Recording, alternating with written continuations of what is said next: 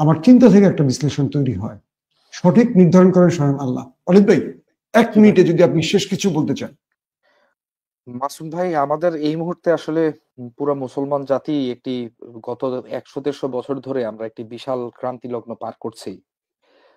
1400 বছরের মুসলমানদের ইতিহাসে আমাদের একমাত্র ওই হালাগু খানের সময় ছাড়া এখন যেই মুহূর্তে আমরা আছি, এরকম খারাপ মুহূর্ত আমার মনে হয় না আগে কখনো এসছে। আমাদের সকলের আসলে আল্লাহর কাছে দোয়া করা দরকার এবং আমাদের চিন্তা করা দরকার। দেখুন আসলে হক এবং হাকিকত এই ২ টা একটা আরেকটার সাথে গাঁথা। আপনি যদি হাকিকত বা বাস্তবতাকে অস্বীকার করেন, তাহলে আপনি আসলে হক অর্থাৎ আল্লাহ তাআলাকে হারিয়ে ফেলবেন। কাজেই আল্লাহর একটি সুন্নত হচ্ছে যে আল্লাহ আপনাকে সবসময় কিন্তু ওই হাকিকতটাকে বুঝার অ্যা মানে তো তৌফিক যখন দেয় তখনই আপনাকে সাহায্য করে। কিন্তু আপনি যদি হাকিকতের বিরুদ্ধে যেয়ে নিজের অবস্থানকে দাঁড় করিয়ে দেন, অর্থাৎ অবাস্তব, অবান্তর কথাবার্তা এবং বিভিন্ন ধরনের এই যে এটাকে কি বলে?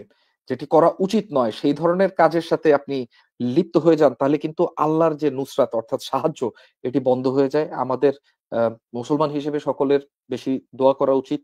আ আমাদের আ দেখুন আরো বেশি গবেষণা, আরো বেশি প্রযুক্তিগত দিক থেকে এগিয়ে আসা উচিত। এরা হচ্ছে আপনি দেখুন কেউ হচ্ছে মঙ্গল গ্রহে আ আ রকেট এবং রোবট পাঠাচ্ছে। কেউ হচ্ছে চাঁদের থেকে কিভাবে চাঁদের মাটির নিচে কি খনিজ পদার্থ রয়েছে বা অ্যাস্টেরয়েড মাইনিং বা এই যে উল্কাপিন্ডের মধ্যে কি খনিজ সম্পদ রয়েছে, এগুলো কিভাবে পৃথিবীতে এনে তাদের নিজেদের কল্যাণ সাধনের কাজে লাগানো যায়, এগুলো চিন্তা করছে। আর্টিফিশিয়াল ইন্টেলিজেন্স নিয়ে চিন্তা করছে। আর আমাদের অবস্থাটা একটু দেখুন আপনি।